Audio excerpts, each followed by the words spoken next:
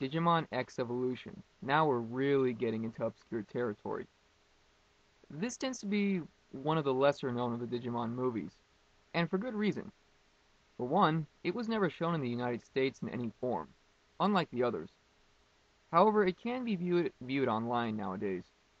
To step back a bit, I first learned about of this movie as a freshman in high school from a fan site that unfortunately has been down for several years. It was here that I came upon an article that provided kind of a first look at X Evolution, including some screenshots. Now I'll admit, I wasn't really hyped about this movie for several reasons. One, I had recently finished viewing Frontier, so my interest in the future of the franchise had dwindled, and two, I knew it was not going to be released in the US. However, the fact that it was CGI was pretty interesting. During this past summer, I found out that the movie was uploaded on YouTube, so when I finally got some time, I watched it, and now I think it's time to present my thoughts on it.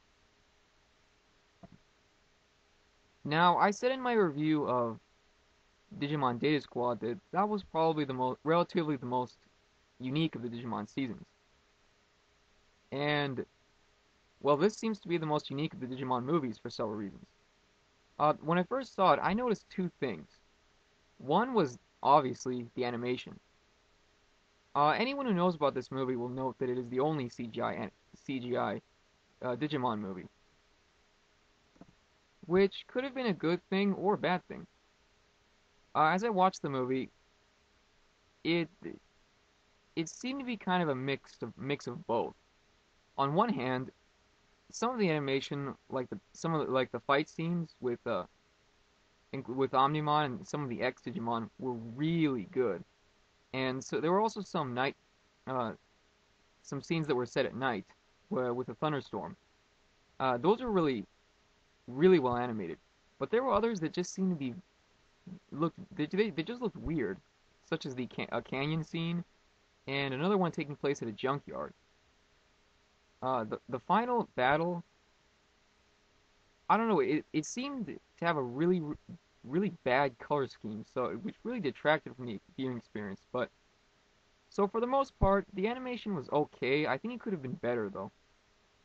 The second thing I noticed was the layout. For one, this is the only example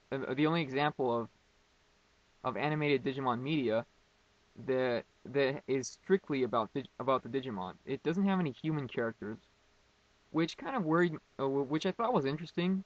At first, I thought it had a lot of potential for innovation, but I noticed that it really seemed to weaken the characterization of the show. The Digimon are pretty well developed, but a little more than half of the characterization comes from the humans. So I don't know. I just think the film kind of suffered for that. So now moving on to some of the main things. The story. Basically, X Evolution is about uh it's about the advent of these new type of Digimon that possess something called the X antibody, which modifies them and supposedly enables them to become stronger. And the kind of the overseer of the digital world, uh, I think his name is Yggdrasil. I really don't know how to pronounce it. He wants all these Digimon exterminated for some reason, and his minions, uh, predictably the Royal Knights, are sent to carry out that extermination. And amidst all of this, there's one X Digimon named Dorumon who is constantly going around wondering why all this is happening. Well, the story is it's pretty unique actually. I liked how it dealt with. Let me step back. Something that I love about Digimon is that every inclusion has something unique about it, and it tackles a different subject. Like Adventure dealt with real life issues and fate, and Tamers dealt with the threat of advanced technology. This one deals with. I think the closest way you could describe it is uh, prejudice in a sense because of the way that all the X Digimon are being singled out. But it also deals with kind of the dangers of a totalitarian rule. Uh, it's one way you can interpret it by the way that Yggdrasil is portrayed. So that was a step in the right direction, I think, for this movie. But I think the problem is that it was too short to actually really build upon any of that kind of stuff. But overall, they did a decent job in incorporating these elements into the franchise. So even though I felt the story was a little underdeveloped, it was still okay. Next thing I want to talk about the characters. This again is a real mixed bag.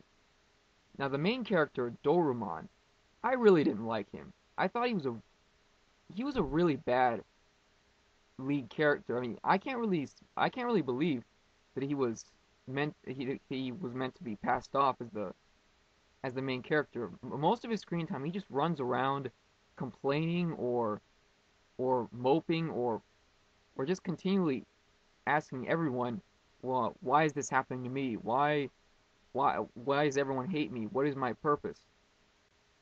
Those tendencies had some potential, but they just weren't executed correctly. Oh, I'm sorry, portrayed correctly, I think is the better way to describe it. But so the film kind of suffers from that, but it kind of makes up for it with the Royal Knights. Omnimon in particular, I think that Omnimon was the most dynamic character in this film. I mean, he starts off as kind of a mindless minion that just is just carrying out orders, but as the film goes on, you really start to discover why he does the things he does, and you really get a good look at his character and the way he becomes the way he just completely shifts his viewpoint by the end was pretty interesting. Comparing this Omnimon to the one from Adventure, I don't know. For one, I like how this one had a lot of dialogue and a lot of those ponderous moments.